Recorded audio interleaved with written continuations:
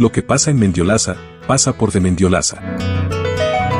Marzo, mes de la memoria, y nuestra comisión de la memoria, la comisión de la memoria que funciona en nuestra ciudad, quienes localmente sostienen la memoria de lo sucedido durante la dictadura. Bien, se prepara para las actividades este año, además de una manera muy especial. Para conversar sobre eso, ya está al aire Irene Audicio. Muy buenos días, Irene. Buenos días, Gaby. Agradecida por este espacio para invitar a la comunidad a la jornada de conmemoración del 24 de este año. Agradecida a la comunidad por el trabajo que se toman ustedes para sostener también aquí viva la memoria. Irene, contame qué se viene, porque este es un año especial, como decía. Tal cual. Bueno, eso, justamente, como todo el mundo ya sabe, este año se cumplen 50 años del golpe del 24 de marzo que inició la última dictadura militar que sufrimos aquí en Argentina. Entonces es una fecha muy especial para la conmemoración y el lema de este año es justamente al 24 de marzo lo construimos entre todos, ¿sí? Así que se suma también a varias consignas, como por ejemplo, más que nunca, nunca más, ¿sí? Que digan dónde están, ¿sí?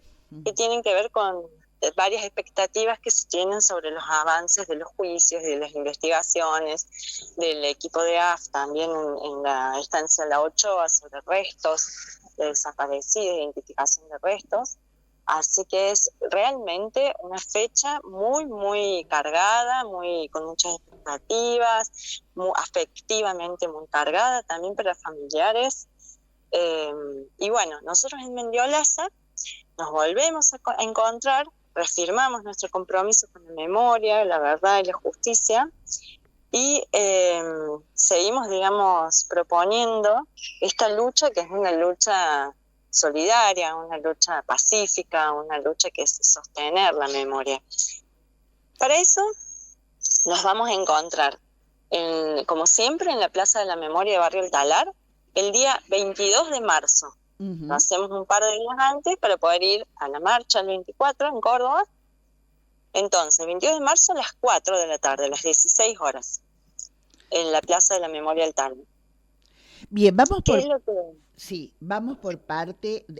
Quiero que primero nos detengamos en las consignas que acabas de nombrar, que guían las actividades de este año, y nos refiramos un poquito a cada una de ellas. Decías... el 24, perdón, decías, la memoria el 24 de marzo lo construimos entre todos. Perdón, Gaby, se me corta, no estoy con buena señal, no escuché bien la pregunta. ¿Preferís que hagamos que nos volvamos a conectar por teléfono en lugar de por WhatsApp? ¿Vas a estar mejor? No. ¿No? Bien. No, decime. Bien, te pedía que te refirieses uno por uno a cada uno de los lemas que se han tomado para este año que acabas de nombrar. Uno decía, se construye entre todes. El 24 de marzo se construye entre todes. Es una invitación realmente porque va de la mano con los 50 años, ¿no? Con la conmemoración de los 50 años. ¿Qué implican 50 años?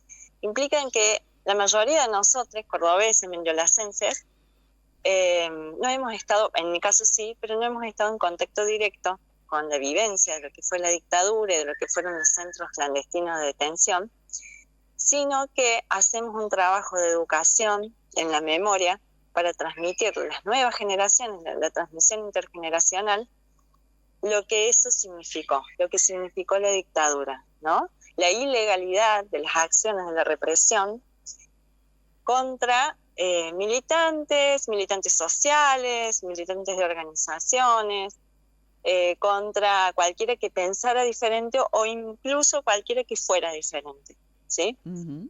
Entonces, esos 50 años que han pasado, que hemos vivido, que hemos construido una democracia después de toda esa vivencia, que hemos tratado de evitar la vuelta de la violencia,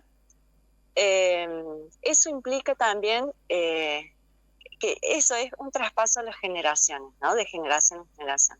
Por eso también el 24 lo construimos entre todos, porque no es propiedad de quienes han sido afectados directamente, es propiedad de una generación, pero también de estas generaciones que están viniendo ahora, digamos, de las más jóvenes, por usar una metáfora de entrada y salida, de las más jóvenes. Entonces, los 24 no son propiedad de algunos, sino que son una vivencia, una experiencia social, colectiva, que marcó a la Argentina, marcó y a Latinoamérica también, ¿no? Marca nuestro ser latinoamericano, nuestro ser argentinos. Toda la construcción que se hizo después por justicia, memoria, verdad y justicia, también nos marca como argentinos y como latinoamericanos. Nos marca incluso ante el exterior, ¿no? Haber logrado los juicios, haber logrado avanzar en las investigaciones, haber logrado las identificaciones, ¿no? Los testimonios de los sobrevivientes, las sobrevivientes.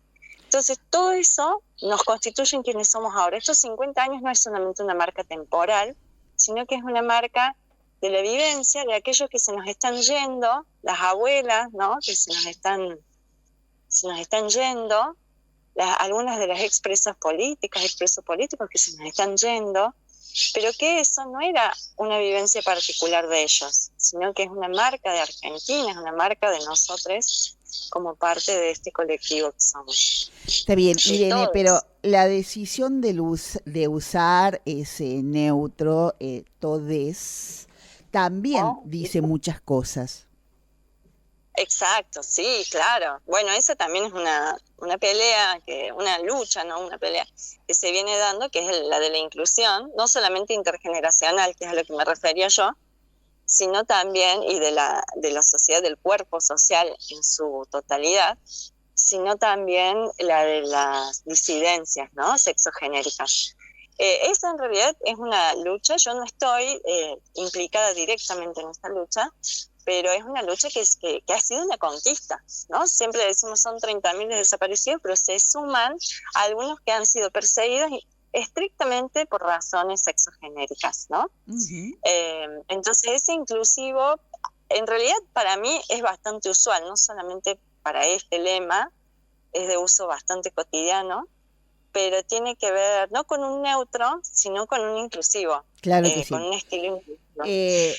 Pero de la decisión personal a usarlo en el lenguaje a la decisión política de incluirlo como un lema, cambia cuánto abarca eso, es decir, cómo se posiciona un colectivo frente a eso. Y vamos a decir efectivamente que no solamente que las diversidades sexuales la pasaron muchísimo peor durante la represión, sino que además también la pasaban muy mal dentro de las fuerzas políticas anteriores al golpe, ¿no? Así que no es solo que cambió la cultura respecto a lo que pasó en la dictadura, sino que también cambió respecto a lo que sucedía antes y sucedió después. Estas nuevas concepciones solo fueron posibles gracias a la democracia. Exactamente, y esas son conquistas que se cobraron cuerpos, porque las conquistas, para ser reconocidos como parte de esa memoria colectiva, de la memoria histórica, se cobró cuerpos, ¿no? Porque la pagamos con la vida, este tipo de conquistas y de luchas. Claro. De poner el cuerpo, digo, en una marcha, de poner el cuerpo para hacer visible la ampliación de derechos, de poner el cuerpo todos los días en situaciones económicas desfavorables, la vulnerabilidad, ¿no? A eso me refiero con se cobra cuerpos. Sí, hubo muertos solo por su disidencia sexual, hubo presos solo por su disidencia sexual. Bien, quiero que nos refiramos a la otra, que decía, ahora más que nunca, nunca más. Más que nunca, nunca más. Bien. Sí, tiene que ver también con el contexto actual y con la ola de la vuelta de algunas ideologías que rechazan de algún modo, niegan en un sentido psicológico la dictadura y la ilegalidad de la dictadura. Entonces, y la responsabilidad de los actores y el hecho de que hay actores que se mueren sin decir la verdad acerca de los bebés robados, de los lugares donde se sepultaron cuerpos NN, más allá de lo que se ha podido investigar, y de algunos que han sí testimoniado. Entonces, en esta efervescencia, el discurso del odio actual, que es innegable, incluso viviendo una época que algunos ya llaman post-democrática, más que nunca, nunca más, digamos. Tal vez no exactamente de las mismas maneras, tal vez no exactamente los mismos grupos, pero la violencia tiene formas que se renuevan y que se reactualizan y que se siguen ejerciendo. Y que actualmente no solo se ejercen, sino que son refrendadas por organismos estatales o personas que representan estamentos del Estado, del gobierno. Entonces eso es muy grave y ese es el más que nunca.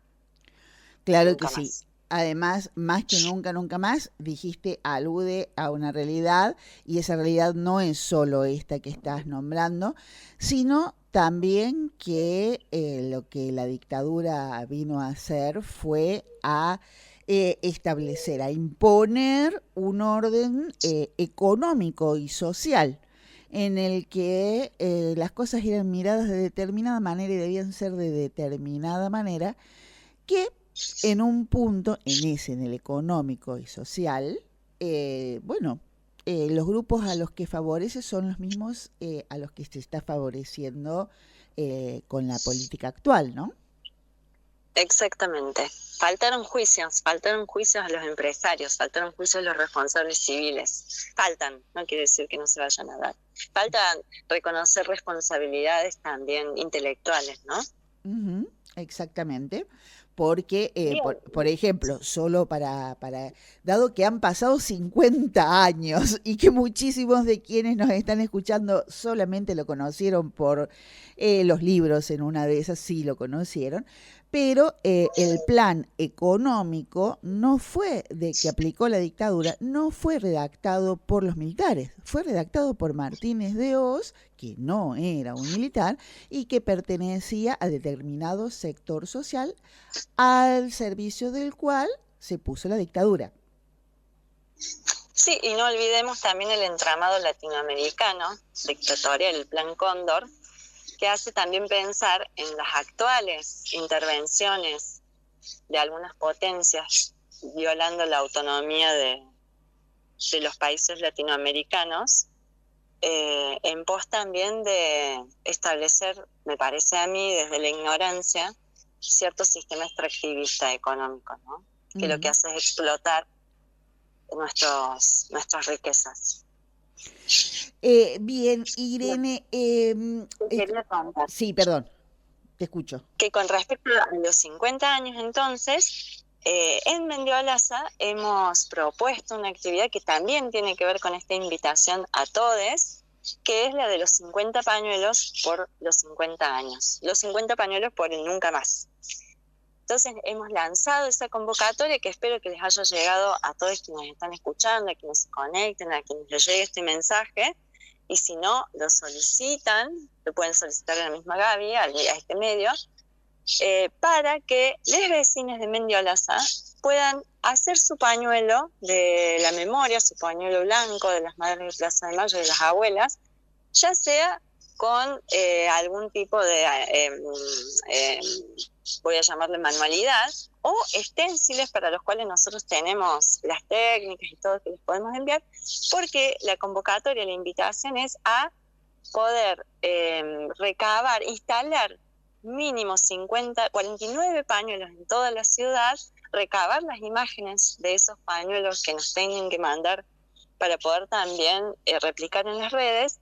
Y el pañuelo número 50, y esa es la gran sorpresa de este año, va a ser la inauguración de una gran escultura que ha realizado de modo totalmente gratuito la escultora Elia Bizarro para nosotros, para nuestra Plaza de la Memoria, para nuestra Mendiolaza. Entonces ese va a ser el pañuelo número 50. Pero para poder inaugurar ese pañuelo número 50 necesitamos que todos quienes se sientan convocados e interpelados por este tema nos ayuden a instalar pañuelos en cualquiera de las modalidades posibles, creativas, por toda la ciudad. Por toda la ciudad es la idea. Como por ejemplo... Entonces, nosotros hemos mandado a las comisiones vecinales de los distintos barrios la invitación. También nos hemos comunicado, por supuesto, como es una ciudad en la que nos conocemos bastante, le hemos mandado a conocidos de diferentes barrios, de Lomas de Mendiolaza, Altos de Mendiolaza, Mendiolaza Gol, por supuesto del Talar, que es donde está la plaza, del Valle del Sol, Barrio Centro.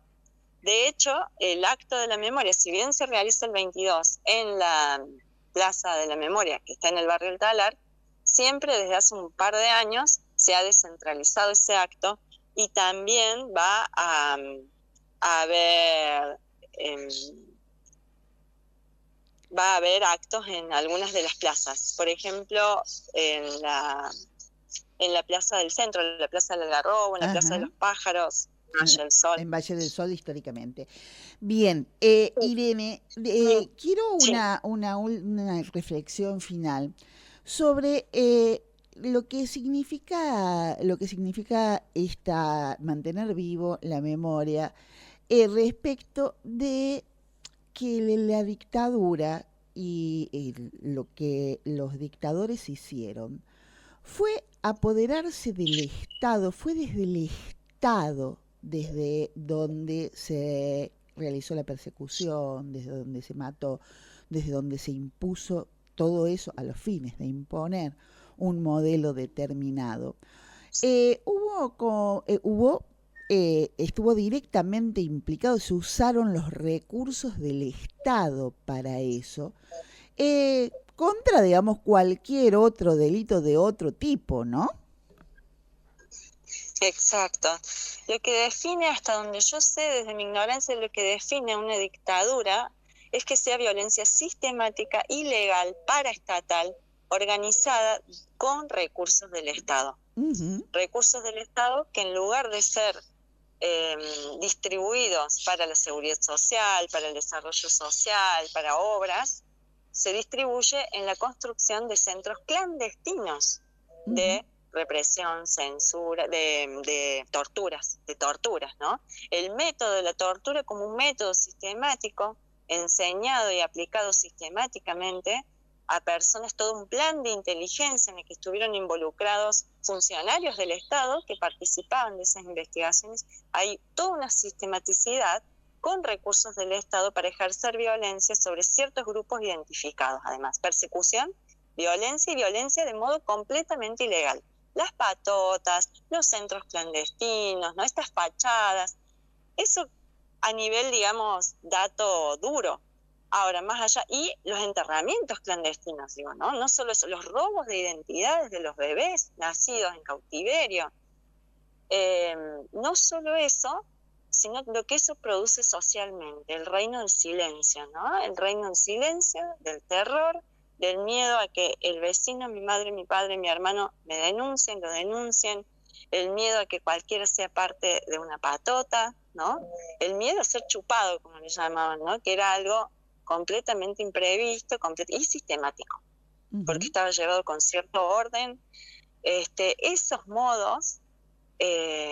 Perdón, Irene. Nadie de los que estuvieron en los centros clandestinos, especialmente pensando en un caso paradigmático para nosotros en Mendiolaza, que es Alberto Burnichón, que era un agente literario, un agente que lo que hacía era promover la cultura, llevar libros, editar libros y llevar música y libros a los pueblos de todo el oeste de la Argentina, el norte de la Argentina y Córdoba, que haya sido asesinado sin ningún juicio legal, sin ningún método legal, ¿no? Ese es un caso paradigmático para nosotros los mendiolacenses, porque justamente el mismo 24 de marzo su casa es explotada, su familia es secuestrada junto con él, a él lo derivan al Campo de la Ribera, uno de los centros de detención clandestinos que ya venía funcionando, y lo matan, lo asesinan y tiran su cuerpo en un aljibe en Mendiolaza. en una casa de Mendiolaza. Por eso nosotros el año pasado hicimos una marca de memoria y instalamos un memorial en la misma casa en donde está el aljibe.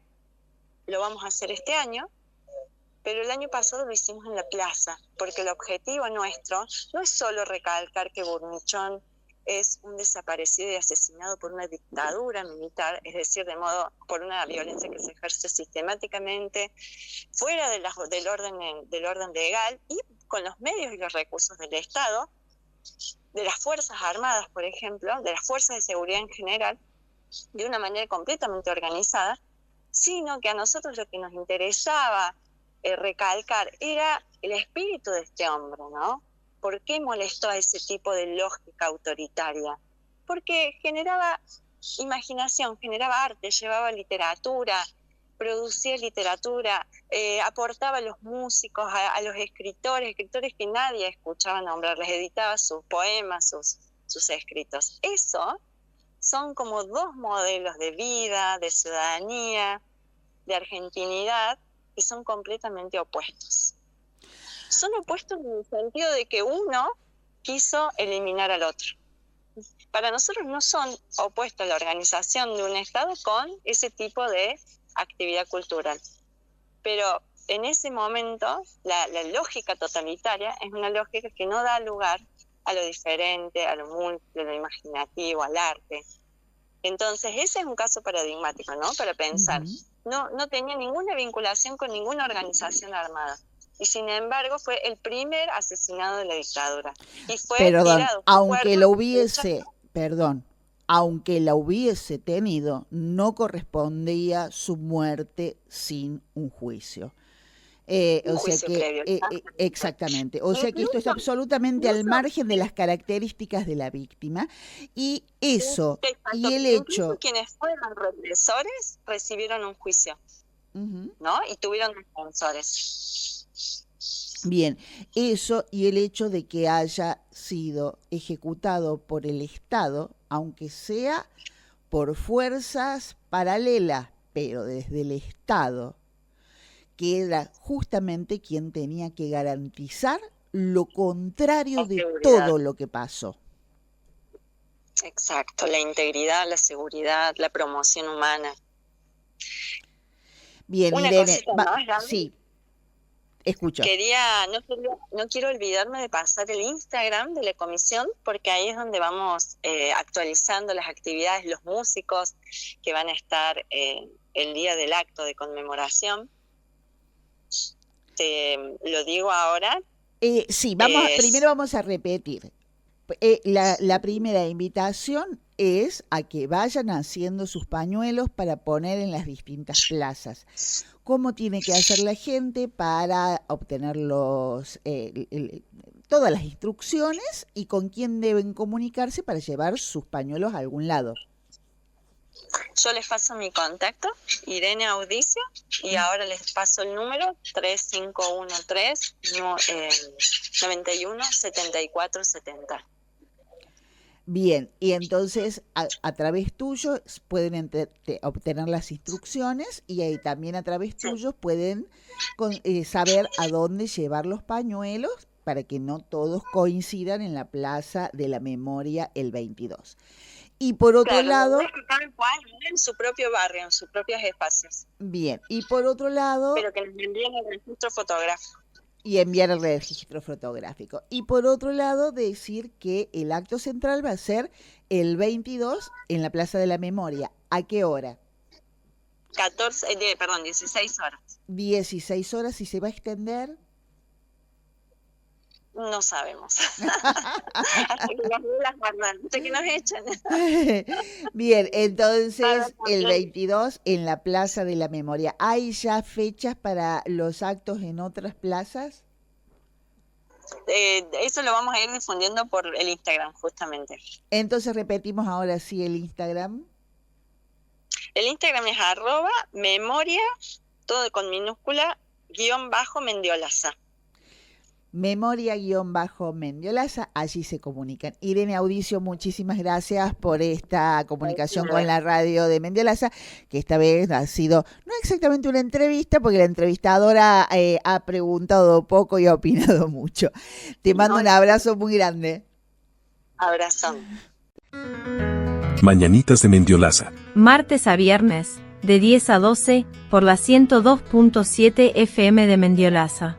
Recibe